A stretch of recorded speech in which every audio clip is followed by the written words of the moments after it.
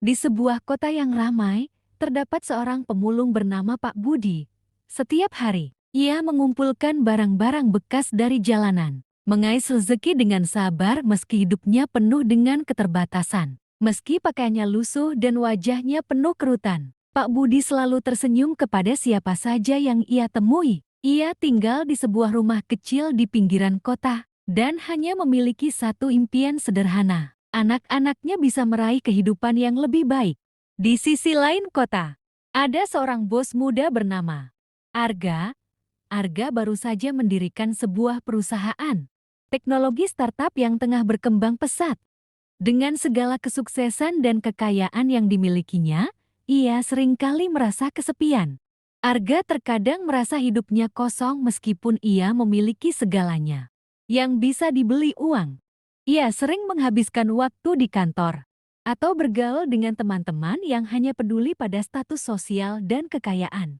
Suatu hari, saat Arga tengah pulang dari kantor, ia terjebak macet di sebuah jalan kecil.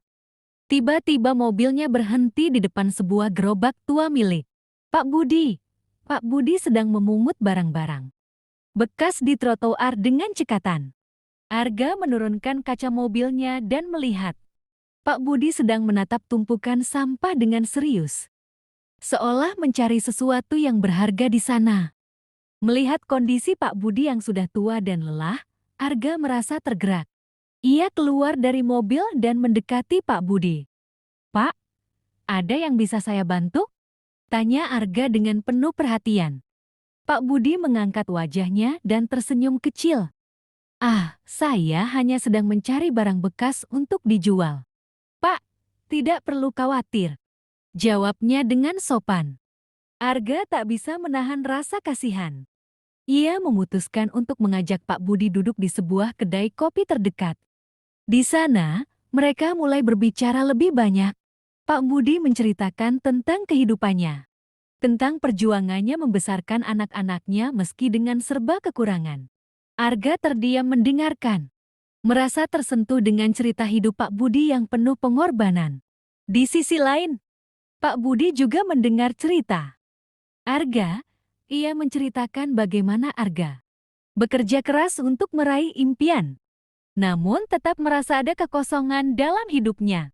"Kadang-kadang, Pak, saya merasa tidak ada yang benar-benar peduli. Semua orang hanya memikirkan diri mereka sendiri," kata Arga dengan sedih. Pak Budi mengangguk pelan. "Terkadang, yang kita butuhkan bukan uang atau status, tetapi hati yang tulus. Hidup ini bukan hanya tentang mendapatkan, tapi juga memberi. Setiap orang memiliki jalan mereka masing-masing. Arga, Anda mungkin mencari kebahagiaan di tempat yang salah." Malam itu, Arga merasa tergerak oleh kata-kata Pak Budi.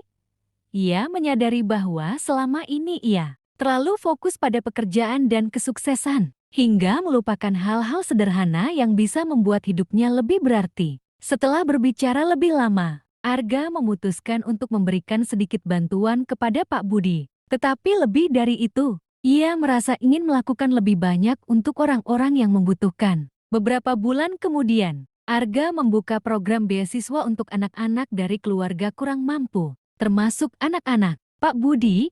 Ia juga mengajak Pak Budi untuk bergabung dalam sebuah program pelatihan bagi para pemulung agar mereka bisa mendapatkan penghasilan lebih layak. Pak Budi, yang sebelumnya hanya bisa melihat dunia dari pinggir jalan, kini merasa dihargai dan diberdayakan. Anak-anaknya, yang dulunya hanya bermimpi untuk sekolah, kini mendapat kesempatan yang lebih baik. Arga pun belajar bahwa kekayaan sejati tidak hanya diukur dari materi, tetapi dari kemampuan kita untuk memberi dan menyentuh kehidupan orang lain.